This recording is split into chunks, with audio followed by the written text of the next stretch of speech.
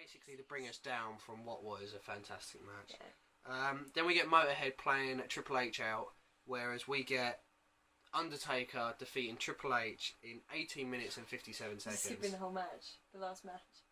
There's just nothing you can sort of take out of that, is there? I liked the fact that they thought, right, okay, we've got lots of incredible matches.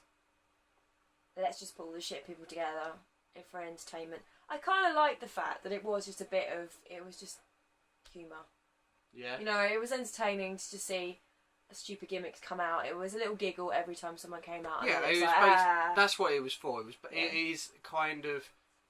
It's not and it is. It's kind of the version of a Divas match now, because you're not going for a toilet break, but it's bringing you down. You're not as hyped for the next match. Because if you have... I can't remember what... I was going to say last year's WrestleMania was probably like it, where they did Punk and Undertaker, and then they did Lesnar Triple H, and then they did Rock Cena. Okay, now by the time we got to the end of Lesnar Undertaker, you were knackered because you were too busy on the edge of your seat for Punk Undertaker and then Triple H Lesnar. So you didn't care about Rock and Cena because you were too tired. It's good booking to sort of bring the crowd down. I guess it was in a good way. It wasn't a boring... It wasn't a good match, but I'm saying, like, it was... It was a bit of fun. It was fun, but it was a nice nod back to WrestleMania. Appreciation to a lot of old people. Yeah, it was a nice nod back. Yeah, Iron Sheik won. Motorhead played Triple H out, and then we had Undertaker defeat Triple H in 18 minutes 57 seconds. There was a punch to Triple H, and Triple H literally bounced and went through this announce table that they just erected for the... But he just fell back and threw it. And it just went through. I don't think either he was supposed to be pushed harder or he wasn't supposed to fall on that point. This is what I think. I think that it was meant to happen like that, but through the other announce table. Because during the main event, obviously Rock just sort of climbs onto an announce table to make it collapse, doesn't he? Yeah. I reckon they were meant to break the other announce table and they fucked up. Maybe. That's what I reckon.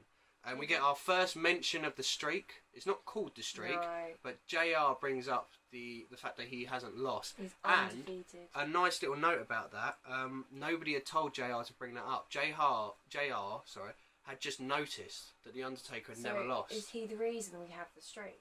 I don't think they'd noticed, and then as soon as they noticed, they were sort of like, oh, we could turn this into something. It was just an off comment that they sort of took seriously. There was a missed old school, and then Triple H brings in the sledgehammer. Ref stops the sledgehammer shot, but Undertaker slingshots Triple H into the ref before going for the choke slam for the 2 count. Undertaker's unhappy there's a 2 count, so he bashes the referee's skull in. Then Triple H is backdropped into the crowd, and then we go through the crowd for this massive brawl. And then they go to a technical area in which Triple H starts hitting Undertaker with chair shots. And then we get a chokeslam off the technical area onto what is obviously a mattress. And then Undertaker flies with an elbow. They then go to back into the ring where the Undertaker goes to grab the sledgehammer, but Triple H low blows the Undertaker. Triple H goes for the tombstone, but Undertaker reverses into his own tombstone, but we have no ref. So then there's a last ride for Triple H, but Triple H has grabbed the sledgehammer and he smashes this sledgehammer onto Undertaker's head. Which gets a 2 count, but it also busts the Undertaker open. Then Triple H is basically punching Undertaker in the corner, and then Undertaker just lifts him up for a last ride and gets the 3 count to make it 9-0, which again is mentioned by JR. But I also noticed there was no pedigree in this match at all. Yeah, maybe they didn't want Undertaker from kicking out of the pedigree. Yeah. Bit strange. I think it's a decent match, but I think looking back at it, it's just a mental mad brawl match. It is you can tell what it is. Basically, what it was a week before WrestleMania or 2 weeks before WrestleMania, right? And Undertaker and Triple H didn't have anything to do at WrestleMania, so they were basically, we'll just throw these two together. And that's what this match feels like, a thrown together match. I think it was good though. I mean, considering who Taker has had in the past, even though they're not fully aware of it being the streak, you can tell they've kind of accidentally made it into a really big thing, because Taker's finally getting big, big names. Yeah, I can see what you're saying. He's obviously getting someone better than He's Giant basically Gonzalez, he's almost headline now. Yeah, Apart from he's not, but it's interesting that somehow Undertaker managed to beat Triple H because imagine if Triple H had won there, he wouldn't have had the streak. It's crazy. I mean, I still wonder how far it was until they genuinely realised and decided it was going to be the streak. Because how many years was it just an accident? Yeah, exactly. The amount of times we said in the reviews. Imagine if Undertaker, if the streak never happened, Undertaker probably would have retired many years ago, and he wouldn't be as loved as he is today. Exactly. It's such a shame. Like he is feared and loved by everyone because of that. He has so much respect. Yeah, I mean, at this point, the Undertaker is the American badass gimmick. So good. I see. I'm completely the opposite. I like him. Oh. No, I get from you as the badass gimmick. It's cool to see him come down in a motorbike. He has cool music, But my problem is, don't you think it really humanises the Undertaker character? Like beforehand, he could sit up, and you would believe. I liked the immortal version of him. Yeah. Whereas if he's the biker and he just sits up, but doesn't it? That surely means, because I don't obviously. This is the first time I'm kind of seeing this gimmick. It goes from like gothic Undertaker to biker to back again. What happens is in like '99, beginning of 2000, Undertaker gets injured, and he goes away. And then he turns up Judgment Day 2000 to help The Rock, and he's the biker gimmick. Okay. I won't tell you how he becomes back to the gothic gimmick, but he is the biker gimmick from then on until about 2004. 2003, 2004. Okay. And then something happens, and he comes back as the gothic Undertaker, and then we just never stopped having the gothic Undertaker. I mean, I would say now he is not gothic Undertaker. He's just legend Undertaker. There's nothing gothic about him now. But yeah, I do think that his original character was better, but I think it's just fresh. I think it's because I can always imagine him as a biker. Yeah, I mean, it's cool to see him come down in the motorbike. It's the same as in a few years' time. It's cool to see the Steve Austin come down in the quad bike. Sort of thing. It's just. But I think that it's the same as what they did to Kane. They humanised him too much. So when you try to make him immortal again, it doesn't really work. It kind of works with the Undertaker by how they made him gothic again. You will see it very soon. I think they kill him off and then. I can't remember. Because it's the dead man is from hell. I think it's Wrestlemania 20. You'll find out. Oh really? Yeah. Awesome. But okay, we'll then go into the main event. Okay. Before the main event, we have one of the best video packages you will ever have for any wrestling match ever. It's basically telling the story of how Austin wins the Royal Rumble, Rock wins the WWF title at No Way Out, but that's only a tiny part of the story. It is basically them sticking two of the biggest wrestling icons going at that point, going against each other. You had promos against each other. You had them trading finishers, them attacking each other with Limp Bizkit's My Way in the background, and that song fits so well for this feud. It's an amazing. Even if you don't want to watch this whole pay-per-view, just watch that video package. It is a brilliant video package. It's so good. It gets you really pumped up for the match. There's no Rock promo. There's no Austin promo. No. They just get to this match where it's two of the biggest. Rock does some great promos, and obviously Austin's amazing, but it's just like, you know what? We mean business, and we're going to get straight on with it. Yeah. Great. It's just, right. It is. You've come to see this match. There it is. It is literally what you want from wrestling. Like, you can't have it today because you've only got Cena as the big icon, but it is two big icons in one era facing off against each other in both of their primes. The Rock has changed so much from last year's WrestleMania, let alone this year's WrestleMania. It's just. Not only that, you add in the fact that it's in Texas, Austin's hometown, and The Rock is as big a babyface as Austin at this time, but because it's in Texas, he is booed out of the building, and it's just, the story to this match is amazing. Just going back to the promos, I didn't realise until they stopped doing it how much I hated it. I didn't like the fact that you had promo match. Yeah. I like this because the more modern, the ones we're watching at the moment, now and then there'll be a promo, but they'll only have one if it's going to be good. Yeah. And it'll be like really like empowering. Then it's they'll quickly show a story. I mean, this one. Usually it's this one was made to be felt bigger because not only was it the main event, but this was the only one that had the theme music for WrestleMania on. Gotcha. And this was around the time these WrestleManias where the main event was always for the WWF Championship, no matter what. Which you'll find out the problem with that in the next year's WrestleMania, in the next WrestleMania show when I tell you the matches. Okay. But this was just, as I said, this is two of the most popular stars at the time facing off against each other. You know, we then get told it's a no DQ match out of nowhere. That becomes apparent why later on. Early on, finishes are straight away attempted, and then they get brought to the outside. Austin is using the knee brace as a weapon, and then Austin undoes the turnbuckle again. Who's doing that turnbuckle back up? They might as well just leave it undone.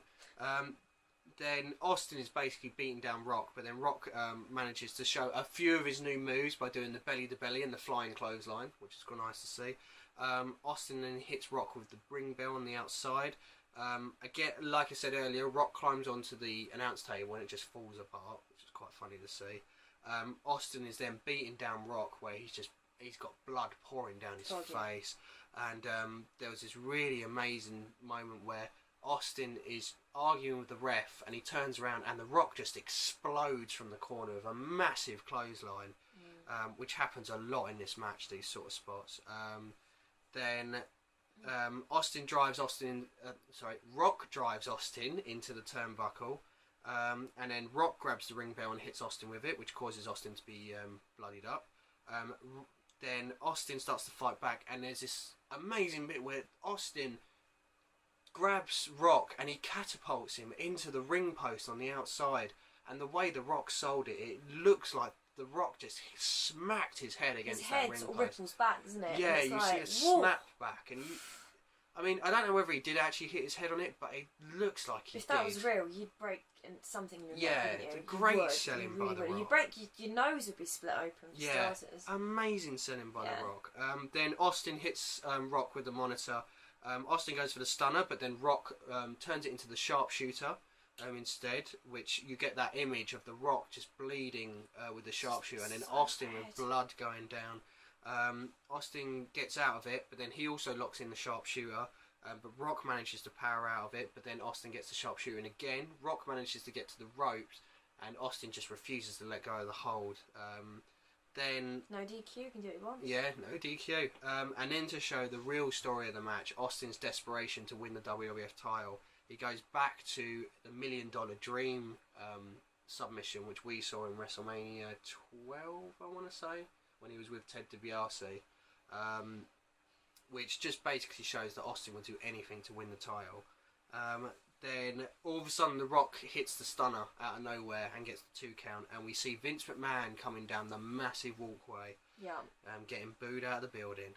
Rock then hits the spine buster and hits the people's elbow, and he covers for the pin, and then Vince comes in and pulls Rock off of Austin, and we're all wondering why.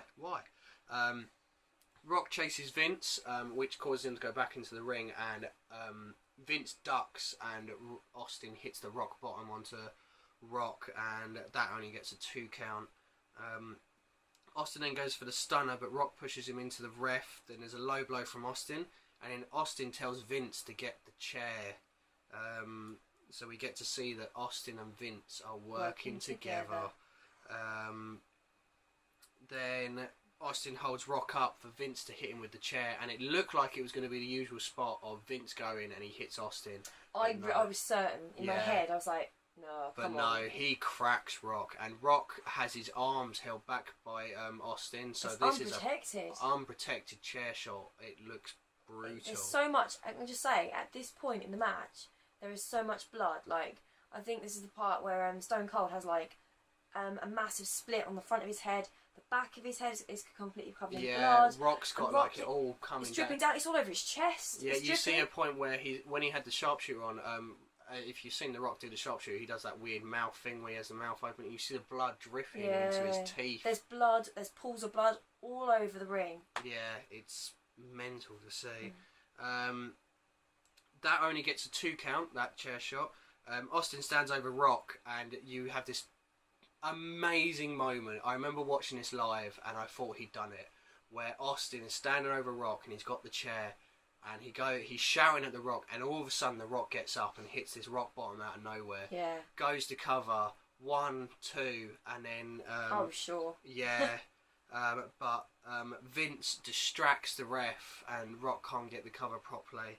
And then Rock pulls in Vince, and he starts to hit him, but then he turns into the stunner, in which he kicks out. And then Vince hands the chair to Austin, and he smacks Rock with the chair again, but the Rock still kicks out. The amount of time the Rock kicks out, and then Austin just unloads of this chair on Rock, and finally he manages to get the 3 count. And then after the match, you get it settled that Austin and Vince shake hands, and there's just a huge betrayal. I mean, some of the Texas crowd I think are still cheering, but there are a few boos smattered here and there. I think when you get somebody who's that loved, it doesn't matter if they're face. Yeah, it's basically the same as Punk in Chicago. He will get cheered no matter what. A heel, but my God. But what a story of a match. 2 great matches that have amazing stories. This is all about Austin's desperation to win the WWF title, and he would screw anyone over. We don't realise until after the next night on Raw, Triple H is basically unhappy that Austin and Vince have teamed up. Okay, and so, but Rock is obviously unhappy and gets his rematch in a cage match in that Raw. Oh really? Yeah. Oh wow. And Rock. I think he'd have a big enough headache. Well, Rock is being beaten. He's being ganged up on by Vince and Steve, and then Triple H comes out with a sledgehammer. And he comes into the ring, and then Triple H decks the Rock with the sledgehammer, and you have Triple H and Stone Cold and Vince all team up, and they destroy the Rock. This is when the Rock takes time off to go and make the Mummy returns, I think it is, and they just destroy the Rock, and the Rock goes away until like SummerSlam that year. But it's a decent story, but I think it's a hard thing to turn Austin heel at this point. I'm sorry, but I haven't said it once yet in any of these videos. People out there that say that wrestling isn't real and all the rest of it, or it's scripted, so they're not real athletes and stuff. It's insane. You see what they put themselves through. Yeah, it is insane. So much. I mean, I already did have so much respect for them, but the stuff I've seen in the last few days. Do you think that before we go on to everything, do you think that topped their last match, Rock and Austin? Yeah, definitely. It's just an amazing match. I remember having to record it and then watch it the next day. Oh my God, was I shocked when Vince shook hands with Austin. And not only that, when I was growing up and watching wrestling, you were either a Rock fan or you were an Austin fan, and I was a Rock fan. And I was so angry at Austin and Triple H. And for weeks, I was begging The Rock to come back. For weeks. And then I got... the Return of The Rock is really good that year. Really good. Because it's during the invasion angle. Okay. But I was so angry. And I didn't want to watch anymore because The Rock wasn't in it. I was so upset. It's really strange because I liked Stone Cold for a bit. And then I stopped watching wrestling. And then I really loved The Rock. It was like, yeah, The Rock! And then... I became a Austin fan again. Yeah. So it's like, it's really... But that's how good they were. Yeah. That's. I mean, I think people have mentioned it before that you normally only get one huge star in an era. You had Hogan, you got Cena now, but in that era you had Rock and Austin, who were the 2 huge stars, and they tore the house down. Amazing.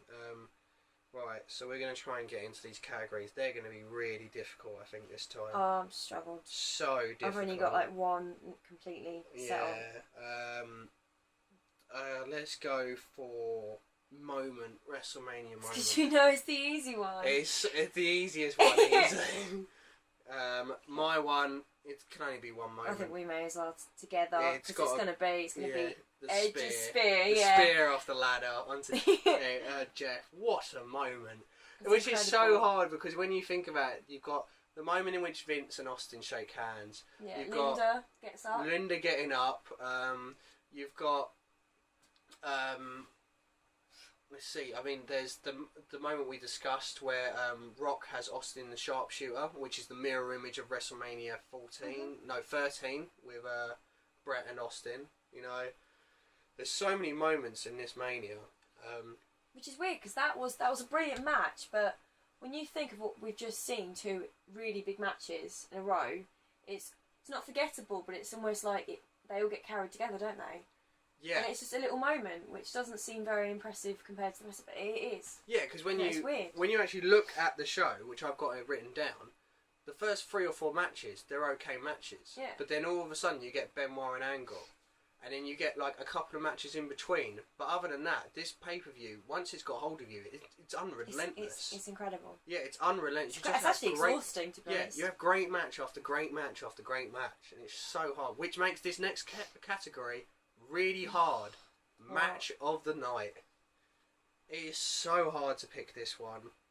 I mean, I'm hoping that you're going to pick a different one to me, because I think this Mania deserves us both to pick a different one. Oh. I'm not saying you have to at all. Every time I think about this, I think of a different one though. I think there's 4 in contention. Of course, yeah. Yeah. Of course. Angle Benoit. Yeah. McMahon versus McMahon. Yeah. The TLC match and the main event. I'm just going to have to go, because it was the match that, well, it's got to be Rock Austin for me. Rock versus Austin. I'm not saying you have to pick differently for me. If you want Rock and Austin, it's so hard to sort of pick a match in this one. Yeah. So hard. I mean, I think Angle and Benoit. Oh yeah. Amazing really wrestling match. Really, really good. You've got Shane McMahon and Vince, which is just great as a storyline sort of way. The TLC match, which is just amazing to watch.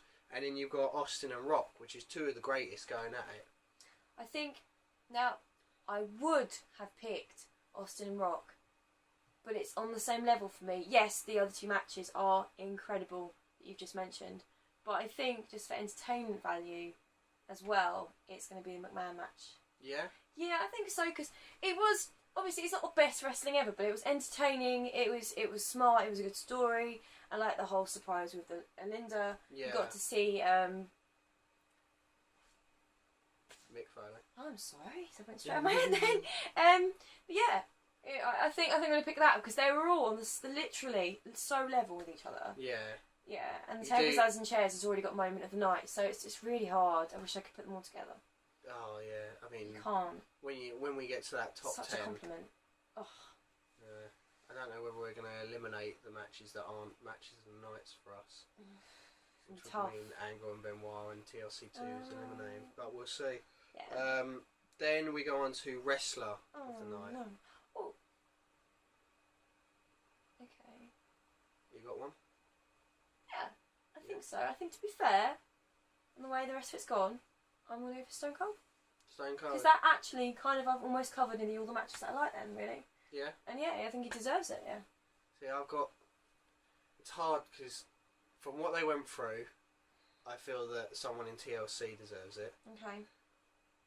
Austin and Rock were obviously amazing, but I'm going to go... You feel like you need to pick someone from, like, Benoit? Yeah.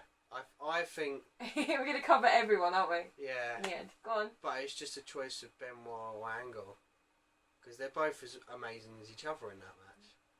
The chemistry between those 2 is so good. I'm going to have to go for Benoit. Benoit. Yeah, Benoit Good call. has to be my match. Good call. So, overall rating for that WrestleMania.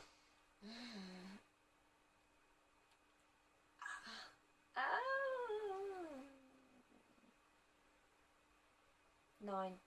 9. I'm gonna... I was thinking 8.5, but I think why lower it just because I don't want to go too high. It was that good. No, even the really shit matches were really entertaining. Yeah. So yeah, 9. I'll give perfect 10. Really? It's just a good. It's just an amazing show. Just so. Which is so hard because I know there's WrestleManias coming up that I love just as much. Okay. So I might have a few pay-per-views that are perfect 10s, but this, just when you start to sort of like lull into something, like I remember watching Undertaker Triple H and sort of like going, oh yeah, so then Rock and Austin just blows you away, sort of thing, you know. So that was WrestleMania 17. Wow. We obviously really liked it. Last one of the Attitude Era. So we go on to WrestleMania 18, which is in Toronto. Which I get a feeling is going to be a little bit disappointing in comparison. We'll see. I feel it's a one match show, but we'll see if you think. Right, we're in Toronto in the Sky Dome. Okay. We get the Undertaker match is against Ric Flair. Oh. Yeah. The Undertaker match again because Ric Flair debuts as like 50-50 owner for the WWF. Then the main event, is Triple H going against the undisputed champion Chris Jericho. Ooh, okay. Yeah. Ooh. However, that was the main event. Right, imagine that as the main event. Yeah. And imagine having to follow The Rock versus Hulk Hogan. What? Why would it be that way around then? Exactly. Many people have asked that. The big match of WrestleMania. Is this 18, is this when like Triple H is just getting in power or something?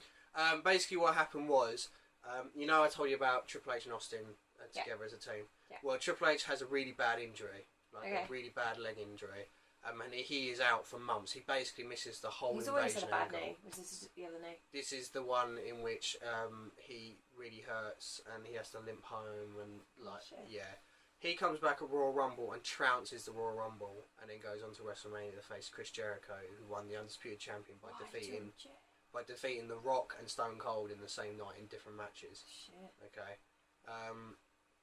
However, The Rock is facing Hulk Hogan, two of the biggest Wait, it's just icons. Kind of sunk in that we have to watch a Hogan match. True, but this is a Hogan match that I don't mind watching because it has The Rock in. So we'll see. Yeah.